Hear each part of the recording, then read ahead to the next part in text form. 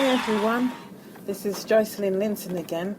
Again I said because I did some recording on Blog Talk Radio this morning, and so that's why I'm saying again. And now it's coming into the later part of the afternoon. Today is the 22nd of October 2015. The time now is 14:52, nearly just past 10 to 3 in the afternoon. And I usually start off with the dates because I'm looking at numbers here. This morning I said I saw the number 12. So I'm going to stay with the number 12. I'm actually seeing a number 7 because it's 14:52. Yes, I'm also seeing the number 7. So I'm going to have two numbers here, 7 and 12. And they're both significant numbers. Yes, they're both significant biblical numbers. So this is a live and dynamic prophecy going on, meaning I never know what I'm going to say until I start to talk. And then I'm trusting that the Spirit of God will come upon me. And as he said to the prophet Jeremiah, that I go to who I send you to.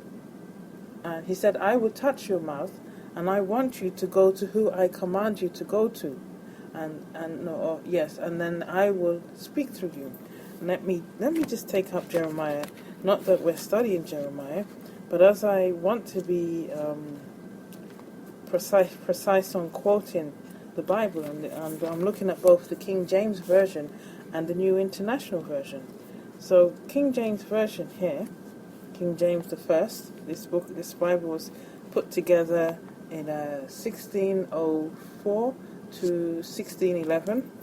Yeah, the king didn't really approve of the Bible that they were looking at the time, and I think there was some conflict between the Puritans and the Catholic Church. So he put together the King James Version, and so just looking for Jeremiah here, Jeremiah 1. So he gathered a council of scholars, elites or highly educated people, to put through the Old Testament and the New Testament. So if we look at Jeremiah 1, the Lord says here, see, I have set this day, set thee over the nations and over the kingdoms, to root out and to pull down and to destroy and to throw away. Throw down, to pull and to plant. Oh, beg your pardon. The Lord said, but the Lord said unto me, say not that I am a child, for thou shalt go to all that I shall send thee, and whatsoever I command thee, thou shalt speak.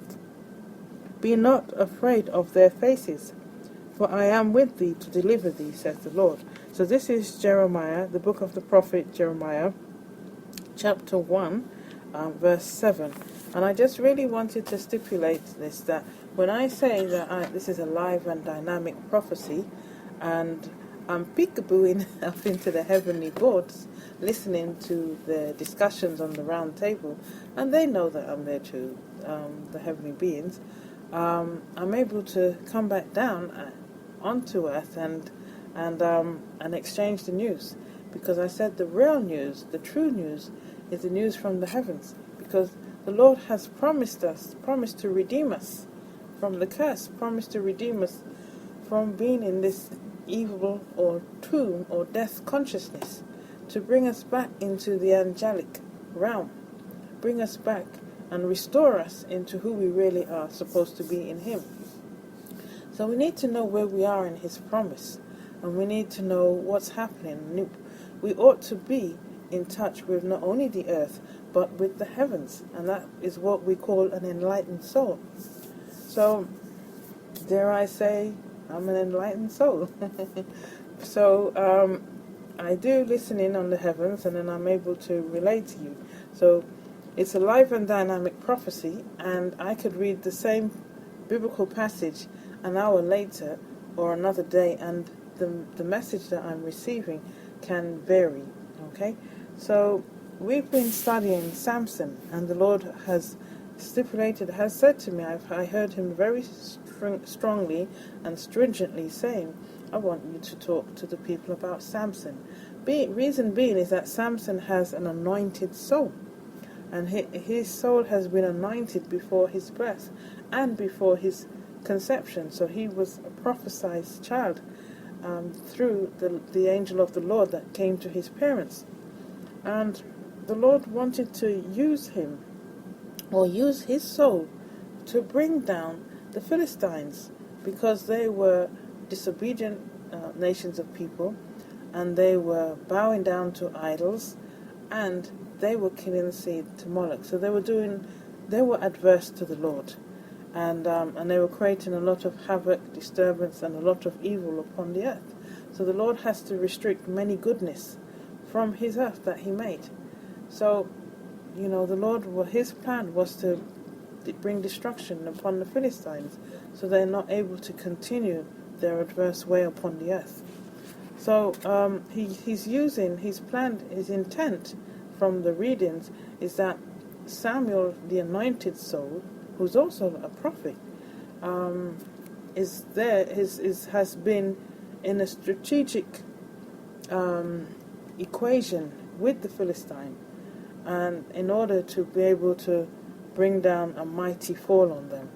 Okay, so I've been reading up until verse 15, and last week I read up to verse 9, and this was about the Philistines went up and pitched in Judah and spread themselves in Leah. And the men of Judah said, Why are you come up against us? And they said, To bind Samson, as we come up to do to him as he hath done to us. Then the 3,000 men of Judah, went to the top of the rock, Etam, and said to Samson, Knowest thou not that the Philistines are rulers over us? What is this that thou hast done unto us? And he said unto them, As they did unto me, so I have done unto them. So basically, Samson's feeling a little bit sore. His ego is a little bit bruised here, because Samson had broken a vow, and he went and ate out of a carcass. To reel the story back, the Lord caused a lion to come out of Samson, and then the power of the Lord, or the strength of the Lord, came upon Samson, the Spirit of the Lord, and he was able to rent the lion apart, or tear the lion apart from its mouth.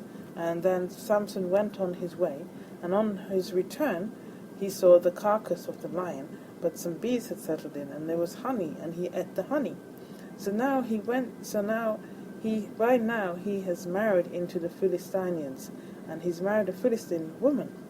And he says to his companion, whilst he's with the Philistines, I have a riddle for you, or I have two riddles.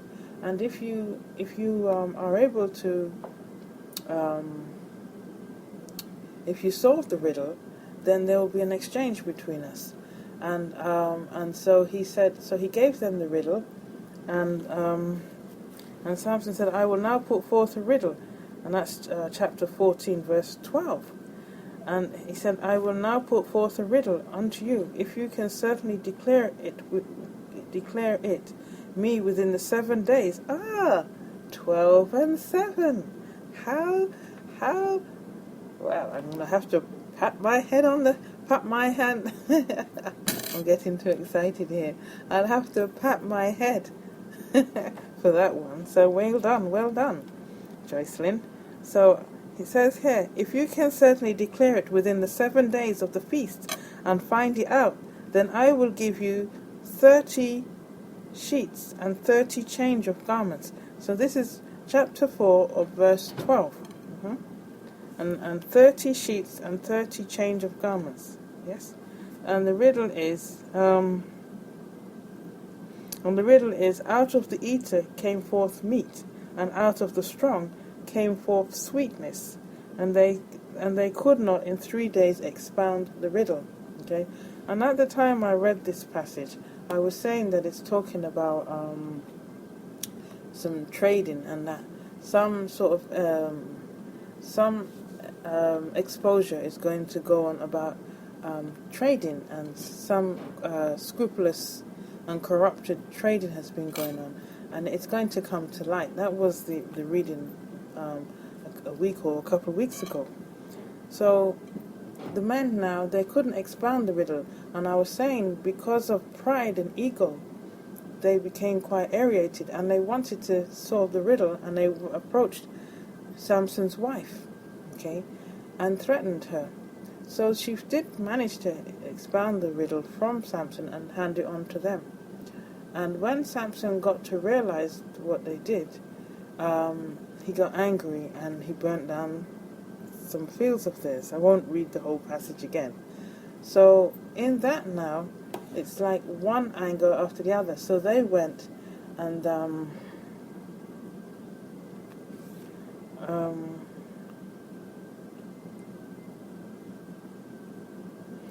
kind of getting my story confused now. But there was a lot of upset going on.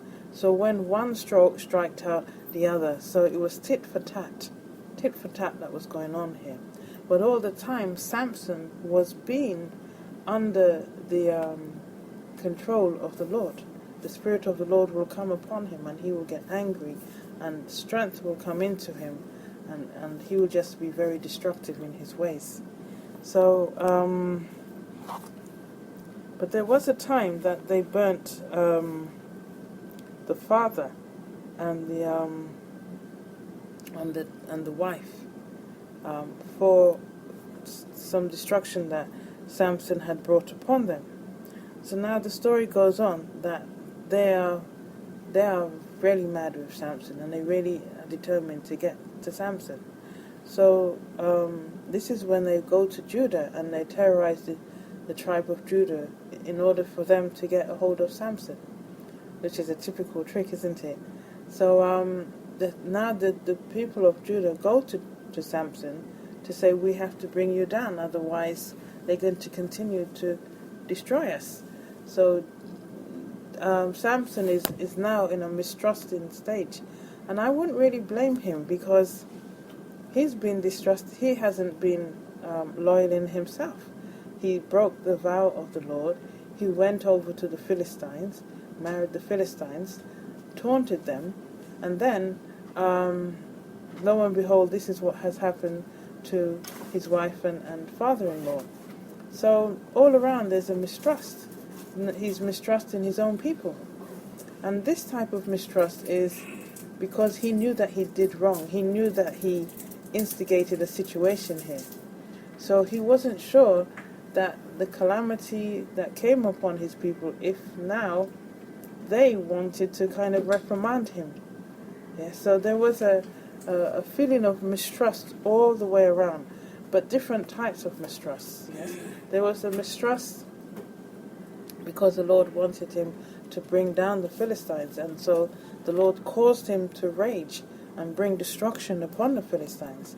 The Philistines are irritated by Samson, so they will do whatever they can do, even if it means burning the flesh, or trading the soul of the father and the daughter to their idols, yes, or to their practices of the time.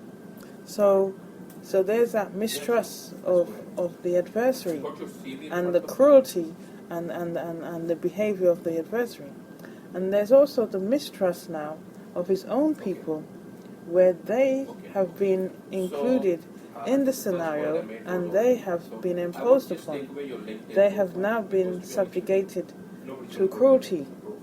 So he's not sure, which way it is. So can I say that what I'm hearing right now is that we're in a time where there will be a lot of mistrust going on, and a time of division.